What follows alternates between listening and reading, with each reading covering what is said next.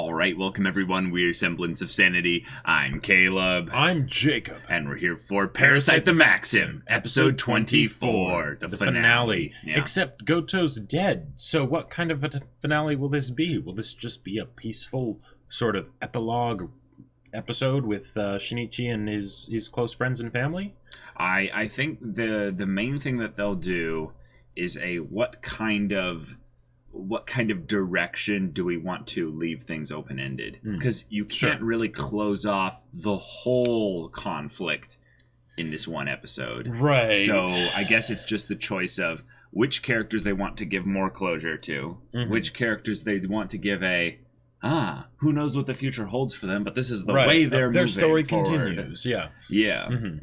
Right. I think the main thing is Shinichi and Migi, specifically how do they fit moving forward in a world where, there's no way they're gonna figure out the parasite problem. Nope.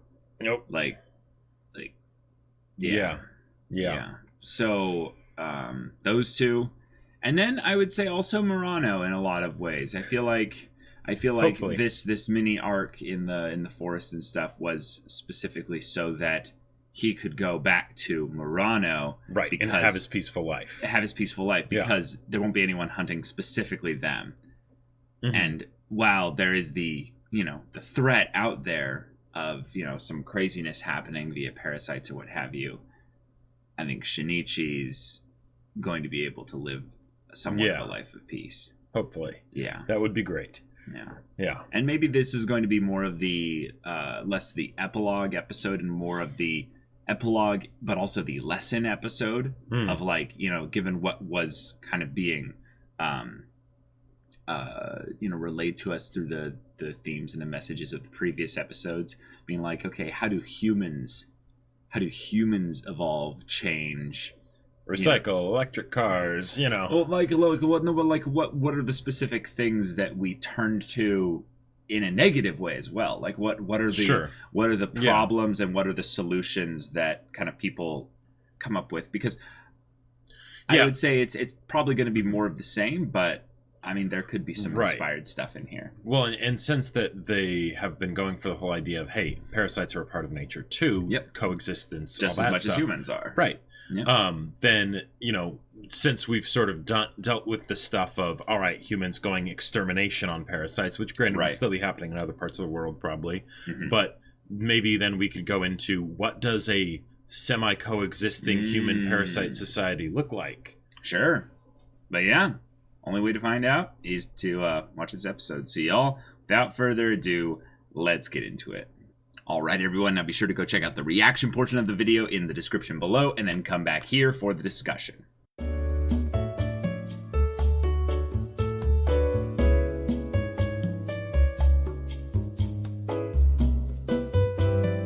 All right. And that's it. That's the end of the show. Yep. Be sure to stick around to the end of the discussion for a hint on what show we're going to be reacting to after this. It's a classic, by the way. We had our parting with Migi and Shinichi, but also the not parting. And the way they showed that was in having our serial killer freak who was there to ask a philosophical question, one that was rather easily answered, but it's still bringing up the point of, humans have got a ways to go, but also, Migi's not really gone. He's always there. Right. And your right hand is always with you. And I think that's kind of the cheesy ending for this here, where it's like, hey, it feels good. It feels good. Everyone gets what they want out of this. Yeah. And that's that's if we can get a little bit of happiness at the very end, that's nice. I just gotta say, I'm so glad they didn't kill Murano, because I would have started laughing. I would have just been laughing, like, in a bad way. Just because the amount of that she hasn't been a priority in this show as far as characterization compared to Shinichi and Migi and even Tamiya Ryoko. And then to have her die if she died last second. At the very last episode, after everything is seemingly resolved, like, right. That would have... The way they could have spun it, is basically doubling down on the idea that while the parasites might be gone, we still have to deal with the fact that some human beings are monsters. Sure. And therefore, you know, we might have, you know, began to understand a little bit of our place in nature and the parasite's place in nature, but we still have yet to understand each other as a species on a way to where we can seek out harmony and stuff like that. And then it would have been better to have it be not about Murano dying, but maybe about witnessing something monstrous. Which they kind of did here, which is what they ended up doing, which worked very, very well, because they had the other people get killed, and, you know, and this guy's literally posing the question to Shinichi. Right, after he had just monstrously killed you know, these two here. Right. Which I also kind of chuckle at the choice to have it be, everything does come back to high school, actually. Right. Because it's like, they're adjusting to college life. Yeah. I mean, I don't think they would wear a uniform at university or college. Maybe. Yeah. So, but then the fact that they're like, we have a risque student-teacher relationship, like that's straight on. up like, in the horror movie, who's to die first? Like, yeah. And then it's a thing of where their deaths are there to pose the question of who's more human, you, the one who is definitely having, hosting a parasite form that is clearly not human, and then me, who is the the monstrous killer, exactly, who can rationalize my reasons by logic, and then you make the decision. It's easy. Murano has like even an addendum to the answer. You're the monster because you don't value or you don't prize life. You don't hold life as precious. You don't hold it as being valuable. And I think that's cool because that mirrors the answer that Shinichi gave about the Earth, which was it's hypocritical to hate humanity with human values. Well, but he said it would be hypocritical specifically to not to love the Earth but not love humans. Right. The idea that while we're so tightly ingrained in nature, there is this added bit of responsibility because we are the lonely species at the top. Yeah. And that is something that is a fact. There is no... Right. Currently, there is no species that is close enough to being able to supplant us at any point in the infinite eons of future based on what we know. Right. So much so that, in fact... a whole subgenre of fiction is based around what if we suddenly weren't. Right. Yeah. Right. Because novel concept, because it's never going to happen. Right. Yeah. And the biggest thing we have as a problem headed towards the future is whether or not we are able to sustain humanity as a species via our own actions. Will our own actions breed consequences that lead to the annihilation of our race? Yeah, because we're not willing to think about the whole as opposed to the individual. Yep. And that's a great line of questioning to bring up, because in a lot of ways we are not really handling the Earth as best as we could, and that's something that we need to kind of think about. But among many other things as well. But in terms of dealing with that, is this something where we need to think about this from the standpoint of, well, we're doing this for her, we're doing this for the Earth, but if we hate ourselves, if we hate our own species, what will even happen then if we do, make it through all of this? Won't we just destroy ourselves through other means? I think the solution that the show gives is a little bit of a kind of an easier answer. It's a sappier one, but it's a good one because it works on the individual level just as much as it works on the macro level, which is let's try to understand each other a little bit more. And that's simple. Right. It doesn't solve any of humanity's problems in a lot of ways, but it gives us a right direction. Right. In a lot of ways, it's not really saying anything because. Of course, right? It's obvious. Like no one thinks that that's a bad idea. I think. Well, the people that don't are serial killers. Right, exactly. Yeah. But the idea that it addresses some of the, not so much the societal questions, right?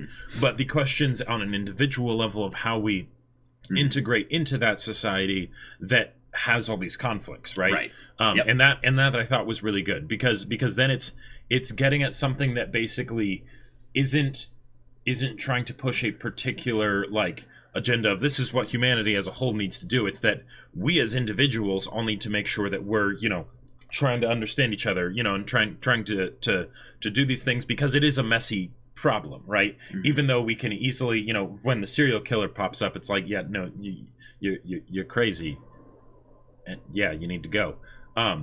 There are things where it's not quite so simple, right? And because of that, it's not so much of a one size fits all answer, because if that were the case, we would have come up with it already, right? Or implemented it already. Well, let's unpack that a little bit more, because I kind of disagree, but I know what you're getting at, but I'm going to expand it so that it makes a little bit more open ended. Is that we as human beings, a lot of the times we already know the answer to the solution to a problem. We just don't want to do it. Right. Like, we're very selfish beings because we have the time, the free time, like Migi was saying, to be able to think about those things. Yep. That's beautiful. Yep. We have this amount of awareness to where we are able to act based on, just free will and not, the routine or instinct or what have you. So when we have that free time, human beings, we come up with stuff. Yep. We fabricate stuff. We do all kinds of things that just lead towards who knows what. It's basically a wild mystery box that the human race is capable of. But there are things that are not, I would say, mysteries. The idea of you saying like, well, everyone knows the idea of understanding each other is a good thing. And I would actually posit that like, I think you're right. But I also think that if we were to look at it in a much more, I would say, a kind of important way, is that a huge, overwhelming majority of people know. But a small percentage of people don't. But even more than the small percentage of people that don't are a group of people that find something else as being way more important. Sure. And unfortunately, this is maybe something I found in certain communities more than others. There is an idea to try and overcomplicate a lot of the missives, the missions, the purpose of what it is to be a beneficial human to society and what have you. There's a lot of, especially who's to decide, and Well, right. But I would say specifically in the culture and areas that I've grown up in, there's a lot of idea about aspirations and goals and grand design in some way that will help the human species. Sure. But I've found in a lot of ways it's actually the more Gandalf kind of way. Right. I really find a great human being to be the one that makes those simple acts of love, kindness, a willingness to understand other people, and do those things where I'm like, hey, you are not a dime a dozen. You are a rare human being. Like, thank you for making the effort to take those little things that, while everyone knows it's the right thing to do, we do not prioritize the right thing to do, like, generally speaking. And while there may be points, and because based on however much of a priority it is for us and whatnot, there will be a differing amount to which we pursue that, right? Yes. Because and like if it's convenient for someone to do, well then sure, they'll try and understand other people, they'll try and do all that stuff. Yeah. But where the rubber meets the road is when it's not easy, right? And in fact, when they might have a whole bunch of reasons to not do that, right? Because thinking back to like the more primitive days with tribal culture and whatnot, there was no trying to understand each other because you had to hold to what you had, otherwise you were going to starve, right? Yeah. So now we're in this situation where, because yes, we are so undisputedly at the top of the food chain, we can do these kinds of things. Right. Yeah. And we get the privilege of being able to look at things from this level of awareness. Yeah. Yeah. I just realized that Migi basically was just going dormant and philosophizing. Basically. He said he would do parallel thinking along the lines of his slumber. Yeah. Right. Which I love, because I think it's like him dreaming, and also in a lot of ways as well. Potentially. I mean, who knows what it would look like for Shinichi. Well, yeah, but by that time he had established connection with the rest of the cells in Shinichi's body, so... Right. But my thing was that it was as if this plane in which he was interacting with the subconscious of Shinichi, he was saying, well, yeah, I'm going to be here. Don't worry, I'm not going anywhere. But I'm also going to go elsewhere and do some thinking there. So, right, because it's right. I feel like it's more of a yes and both kind of question. Okay. But yeah, I know what you're saying. Yeah. It's good stuff. But it made me think of, and this is so silly, but it made me think of in Megamind, when Metro Man just like decides, like, he just stops time for a moment, with his super speed, and he's just like, I've been really unsatisfied.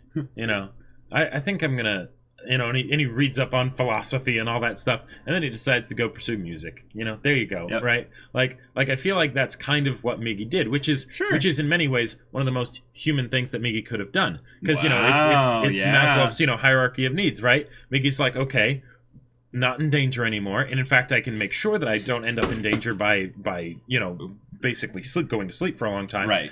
And now I'll just work on self-actualization and think about what is my place in the universe, and and all that stuff, and I love it. And yeah, he's right, it's beautiful to be able to do that. And Migi has not only the ability now or the capacity, but he has the free time to be able to do that now. In fact, he's creating an environment where he'll have nothing but that free time. Oh yeah. And what I love about this is that that free time into his way to ascension or what have you is something that's like, okay, cool, that's a fun ending for your plot device kind of character that was brought in at the beginning to resolve everything and come full circle. But what I like here is that there's the reminder that but I've still got a tether to reality. Right. I'll help you out, Shinichi. It consists we still have a bond, a connection, a relationship and stuff. Right. Yep. So it's sweet.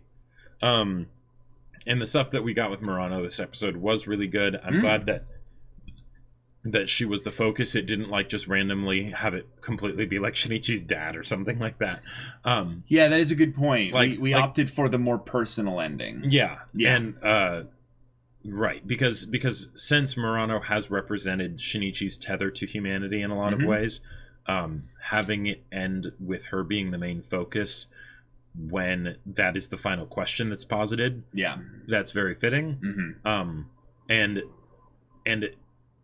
I like how they decided to posit that final question, even though the killer's final question is kind of like, okay, silly. All right, how do we? Okay, let's just figure out a way to get rid of this guy. Yeah, whatever you say. Yeah, and I love that part where Shinichi's like, dude, I'll say whatever you want me to say. What is it you want me to say that's gonna make you feel better, so you'll take the knife away from her throat? But because I feel like that. I lost my train of thought, but I feel like that's basically where Shinichi's been at in a different way, because I feel like this guy is basically the personification of the dark side of Shinichi, right? Because there's been this whole question over the course of the show of the parasites, right? And Shinichi questioning his own humanity because of his close connection with Migi, and the whole idea of him getting colder and things like that, and how much of it is the parasites versus how much of it is him, and where is the line getting blurred? So now that they answered the question of the parasites with Goto, to then bring back the human, right, and say, okay, how do you address this side of it? And the idea that in a lot of ways, he didn't need to address it. It had already been addressed. But bringing that up as a, yes, he is indeed at that place now. I thought that was really nice. Yeah. We've got an ending here that gave us both the direction for the characters and where they're going. We got a happy ending of sorts for Murano and Shinichi. And we got a little bit of a time skip, which I am appreciative of. They're out of high school. They're out of high school. They're in college. And one of the things that's been kind of a fun running thing with it's funny, running is a motif with this, but with the Shinichi is that he's always been running away from Murano, and he's literally been like leaving her behind. Oh yeah, and, almost forgetting about her a lot of the time. And one of the things that this episode had was him seeing a problem instead of staying with her and kind of realizing, this isn't really my problem. Right. I mean, obviously there's the issue that he's stalking them, so he does need to address it at some point. But he leaves her, runs away, and then they have this line where Murano is saying, all this time I've been trying to keep up with you, but I think I went too far. Like I think I ran past you, basically. Yeah. And she's telling him to basically go, get the police and deal with this. Just save yourself. There's this aspect of Murano where she really does love Shinichi, and we've never doubted that. Like we've never doubted that. But I think there's something to be said for the simple character whose entire thing can be summed up in one or two emotions, words, or what have you. And Murano's being that she is kind of the representative of love of the, human species or what have you, and she's his tether to the species as a whole. Yeah. For her to, at the end, kind of say, like, well, me, humanity, has been chasing you all this time, Shinichi, and I think I went too far here. I think I overstepped my bounds here. And saying it's okay to leave me behind. Now I ended up hurting you. Yes, exactly. And saying, yeah, it's okay to leave me behind so that you can save yourself.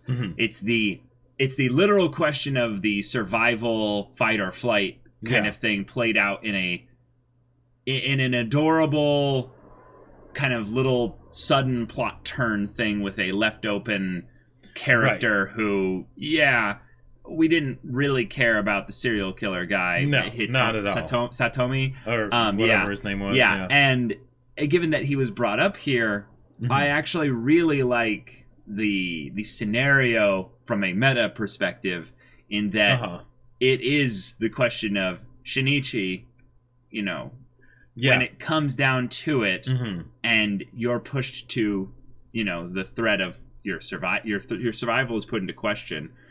Will you, as you are, abandon your humanity, right? Or, kind of surrender to your humanity in the way that you aren't a monster like Satomi here, so you wouldn't really be capable of doing all this stuff here, even though you have the physical capability, and he did end up having all the ability necessary because Miki was there. Right.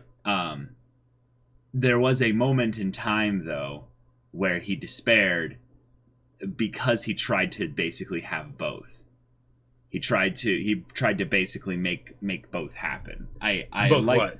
He tried to save her, stop the monster, hold on to his humanity, and use his parasite ability. He tried to do all as one.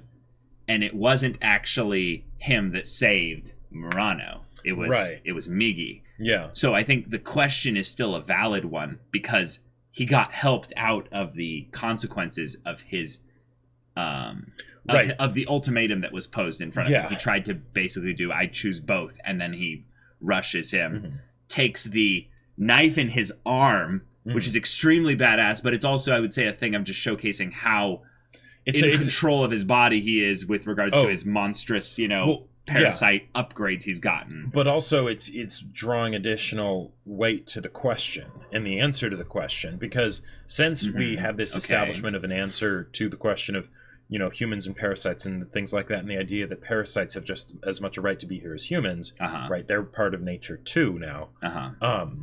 The idea that the question of whether or not he was going to hold on to his humanity doesn't have to be necessarily just from the standpoint of, I cast aside my humanity, Jojo, right? Like, I know, it's more nuanced than that. Right, it's more nuanced than that, because he could decide to be some, parasite, human hybrid thing, right? Right. And granted, of course he's not going to do that, and that's why he chooses to save Murano, right? Even putting himself at risk, but that is a choice that he actually had, right? Because the decision, that was a choice, but then Murano should die if he made that choice, right? Which is why of course he's going to make that choice. Right. But the idea that basically making it be something where it is an actual choice that he can make, therefore the choice actually means something. Because if it's not set up in a choice where like you're either a human or a monster kind of a thing, right? And it kind of would have been sort of that way because he would have let Murano die. I mean, okay. But the idea that because they've kind of leveled the playing field of sorts between humans and parasites and all that, it can be a true choice. Right. My point was that Murano should have died here, right? If it was just based on his choice, meaning that he chose humanity, and the hope that his humanity would be able to do something, but he knew also that in that hope that it wouldn't be enough to actually. You know, because he was doing the sacrificial thing. He was taking on the pain, piercing it through his arm, then going, disarming or really clocking that guy so hard he broke his jaw, I think. Like, blood everywhere. I'm pretty sure that guy was just dead at that point. Oh, really? I would not be surprised. Okay, yeah. If he still has all that strength of a parasite, he probably could have killed him. But the idea that choice ended with a extreme likelihood that Murano would die. So even though he took the knife away from her throat as he charged, even though everything worked out in that regard, I think that's the terror of the question, right? Is that you can't really make this choice every time. You can't choose option C when you're thrown with the ultimatum, right? Because there will be times where you'll have to, in some ways, do the monstrous thing, and weigh the measures in front of you. And that's why the cheesy ending of Migi being the one to save Murano, it's cheesy, but it works. There's a reason that it's there, because in a lot of cases for Shinichi, if let's say there were other people around on that rooftop or whatever, or other people just in the building that this guy probably would have killed if he managed to kill Shinichi and Murano, right? Sure. You know, that absolutely would have died before the police got there. Right. In some ways, you know, he went for the you know, he shot for the moon, right, to get all wins all across the board. Yep. And it wouldn't have worked. In fact, it shouldn't have worked. And the fact that they showcase that, even though Migi ends up catching Murano, that again poses more necessity to the question being posed, right? Because if, and I know I reused the word there, but the idea that if there was never an issue with things going badly when you do the human thing, right? Then there would never be any conflict over whether or not you do the human thing. Yeah, unless you're just a really selfish prick, basically. Right, exactly. Or you just overcome with negative emotion. I'd say there are plenty of reasons. And to say the human thing, like, that's a very weighted thing, as was displayed this episode, because humans can do potential for good and some bad. Dark stuff. But I love that they did that there, and then of course Migi's the one to save him, showing that basically he's not alone. Right, that whole idea of humans being alone at the top of the food chain, and Shinichi's been feeling alone, even amongst Murano, because she doesn't share in his secret and things like that. But he's not alone. Yeah. And then, of course, him being okay, even if she did see Migi catch her, you know. Yeah. Good stuff. So that's the end of Parasyte the Maxim. It's a good show. Yep. Had some fantastic music and all kinds of other stuff. And while this finale was a much more personal one, I feel like that's important to have, given that this show spent the overwhelming majority of this time of the relationship between a human and a parasite here, and then we saw the actions of that relationship being taken out here in the very end. So good stuff. Yep. Thank you all for watching this episode's reaction discussion. But wait, before we do anything else with this, we got to let you know that there was a poll up on our Patreon. All those who had patron access had the ability to vote on it, and the show that won the poll, Jacob, is quite the legend, if you will. It's of galactic proportions, galactic scale. You might even say we're going to be heroes of YouTube for reacting to this. Yeah, so that show that like everyone says you need to watch at some point, and you're like, yeah, I know I need to watch that show at some point. But it's more like on your deathbed, you'll just be like, have you watched it? I'm like, oh, tomorrow. I'll get to it eventually. Yeah. We're going to be watching Legend of the Galactic Heroes. Uh-huh. I'm so excited that this is actually happening. Like, yeah. Because I was one of those people, and now there's an excuse to be like, no, watch it right now. So, yeah. So yeah, the goat, the crazy, old school, classic sci-fi opera, space opera show. I have no idea what we're getting into, but it's going to be Apparently awesome. It's something crazy. If you want to see the first episode's reaction to Legend of the Galactic Heroes right now, go check out the link in the description below for our Patreon. You can get on early access there. You can watch full-length reactions there. And all this comes with Discord access, so you can chat with us in the community there about Parasyte the Maxim, about Legend of the Galactic Heroes, anime in general, or stories like Jacob's book that he wrote. That's right. It's no Legend of the Galactic Heroes, but it is a sci-fi novel called Battle Lines. It's available for purchase on Amazon. Link in the description below. It's in hardback and ebook, so whichever works best for you, make sure to go check that out. Yeah, so if any of that interests you, we'll see you there. But until then, we're Semblance of Sanity. I'm Caleb. I'm Jacob. And we'll see you all next time.